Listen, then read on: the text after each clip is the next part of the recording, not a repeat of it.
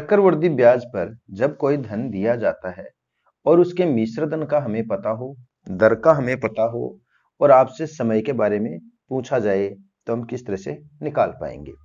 जैसे यहाँ पर बताया गया कितने समय में 400 रुपए का मिश्र धन 5% चक्रवृद्धि ब्याज की दर से 441 रुपए हो जाएगा। तो यहाँ पर जो 400 रुपए है ना, वो तो है हमारा मूलधन। क्या है ये? मूलधन, जिसको हम पी से यानी प्रिंसिपल से लिख लेंगे। तो पी तो यहाँ पर कितना है? 400, ये सॉरी 400 रुपए है, 4000 नहीं है।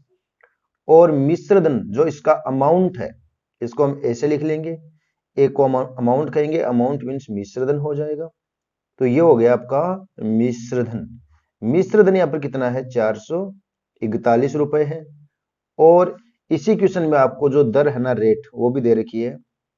रेट दर जो कितनी है? 5%। लेकिन इस क्वेश्चन में जो चीज नहीं है वो कौन है? समय। यानी समय जो टी है वो यहाँ पर अज्ञात है, उसका हमें पता नहीं है, तो हमें समय यहाँ पर टी निकालना है। अब समय टी हम कैसे निकालेंगे? तो यहाँ पर मिश्रधन का पता है, मूलधन का पता है, दर का पता है, लेकिन समय का पता नहीं है। तो हम यहाँ पर मिश्रधन का फार्मूला अप्लाई करेंगे, वो भी चक्रवृद्धि ब्याज में। तो चक्रवृद्धि ब्याज में जो मिश्रधन होता है उसका फार्मूला होता है A equal to P bracket 1 plus R upon 100 और पावर T। अगर माइनस में P और लिखते ना तो फिर वो बन जाता है यहाँ पर चक्रवृद्धि ब्याज का कंपाउंड इंटरेस्ट, यानी वो किसका बन जाता? फार्मूला CI का। तो CI का फार्मूला कब बनता? जब इसमें से माइनस P और कर दिया जाता। तो एक ही जगह तो हम क्या रखेंगे? इसका मिश्रधन जो आपको दे रखा है। तो ए वाली जगह आप लिख लीजिए मिश्रधन कितना है? 441। पी आपको दे रखा है 400, तो पी वाली जगह हम रख देंगे कितना? 400। फिर ब्रेकेट 1 प्लस आर, हमें जो रेट है ना वो कितने दे रखी है? 5।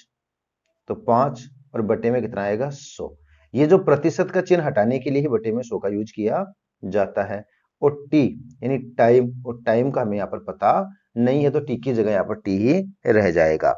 अब हम क्या करेंगे, क्योंकि हमें टी का मान निकालना है। अब इस ब्रैकेट को हम सोल्व कर सकते हैं। तो देखो यहाँ पर आ जाएगा 441 बराबर में हो जाएगा 400। और अब इसके एक के नीचे कितना है? एक है।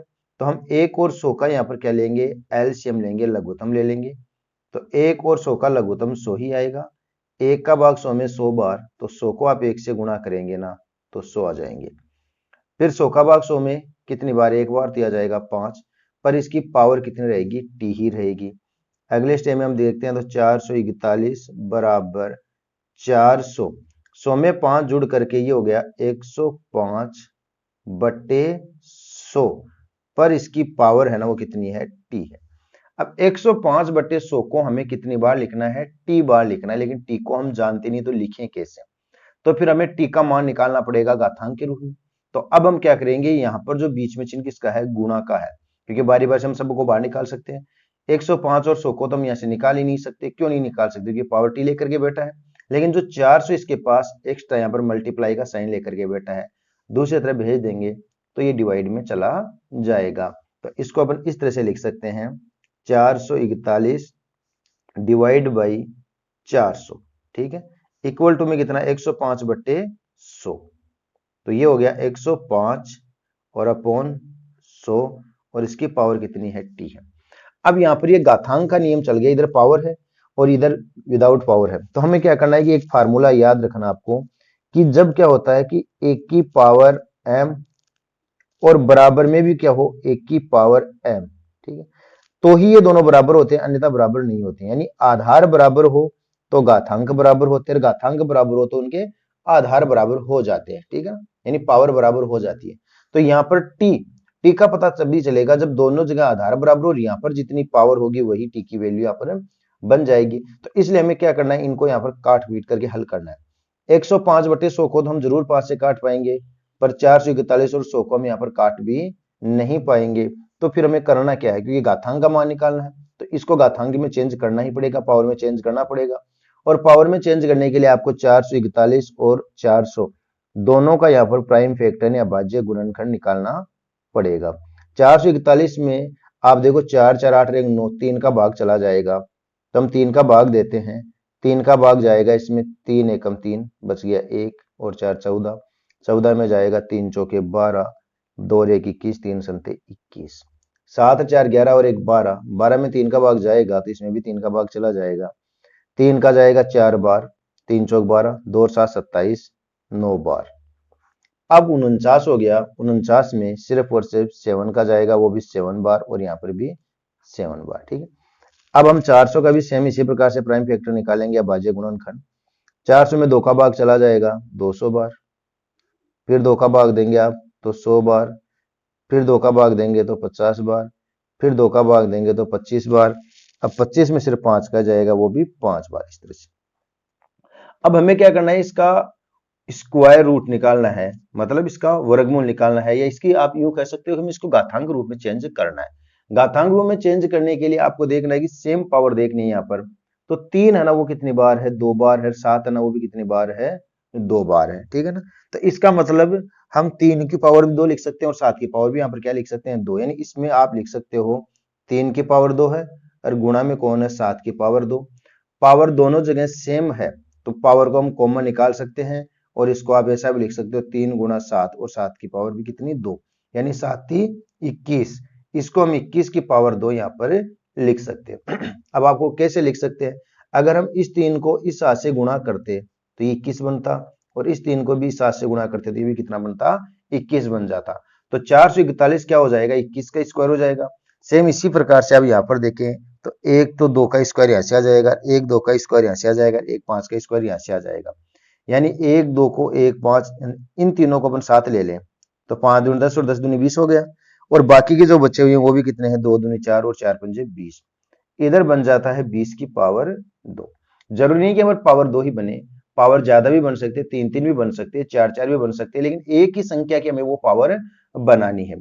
ठीक है, इधर आप देखिए कि हमें बनानी किसकी पावर है, तो वो आपको ये संख्या बता देगी, हमें उसी की पावर बनानी है। तो 105 और 100 को अगर हम 5 से काटेंगे तो 5 दूनी 10 और 5 एकम 5 और 5 दूनी 10 और 0, यानी हमें 21 बट्टा 20 यानी 21 और 20 ही बनाना, उसके अलावा हम और कोई संख्या यहाँ पर बनाएंगे नहीं इसकी जगह। तो इसकी जगह में संख्या मिल गई, 21 भी मिल गया और 20 भी मिल गया। तो 441 की जगह तो हम लिख लेंगे कितना, 21 का स्क्वायर, और 400 की जगह लिख लेंगे हम किसका, 20 का स्क्वायर। ठीक है, अब देखो यहाँ पर भी 21 बट्टा 20 है, यहाँ भी 21 बट्टा 20 है, लेकिन यहाँ स्क्वायर स्क्वायर हो रहा है। तो दोनों का हम जो स्क्वायर है ना, इसको हम क्या कर लेंगे, कॉमन निकाल देंगे एक साथ ऐसे, 21 बट्टा 20 और इसका होल स्क्वायर। क्योंकि पावर है तो वो दोनों की पावर सेम है तो इसको अपन एक साथ लिख देंगे। यानी अब 21 की पावर भी 2 और 20 की पावर भी 2 ही है। और इधर क्या लिखेंगे आप, 21 बट्टे 20 और इसकी भी होल पावर कितनी हो जाएगी, t। अब यहाँ पर देखो कि आधार दोनों का समान है, यहाँ पर क्या है, आधार दोनों का समान है, यहाँ भी 21 बट्टा 20 है और यहाँ भी 21 बट्टा 20 है। तो ये मैंने आपको भी थोड़ी देर पहले बताया भी था कि जब आधार समान होते हैं तो उस स्थिति में उनके घातांक समान हो जाते हैं, और यदि घातांक समान होते हैं तो उनके आधार भी समान हो जाते हैं।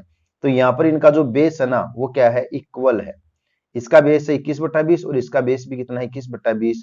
तो इनकी जो पावर है यहाँ पर t है और यहाँ पर पावर कितनी है, 2 है, ये आपस में बराबर हो जाएंगे। तो यहाँ से जानकारी ये मिली कि t है ना वो किसके बराबर होगा, 2 के बराबर। तो यहाँ पर हमें टाइम पूछा गया था, तो अतः यहाँ पर जो समय है ना वो कितना होगा, 2 वर्ष हो जाएगा। समय कितना हो जाएगा, 2 वर्ष हो जाएगा। तो इस क्वेश्चन में आपसे यही पूछा था कि कितने समय में, तो अब हम लिख देंगे 2 वर्ष में 400 रुपए का मिश्र धन 5% चक्रवृद्धि ब्याज की दर से 441 रुपए हो जाएगा। आपको क्वेश्चन अच्छे से समझ में आ गया हो तो वीडियो को लाइक और शेयर जरूर कर देना।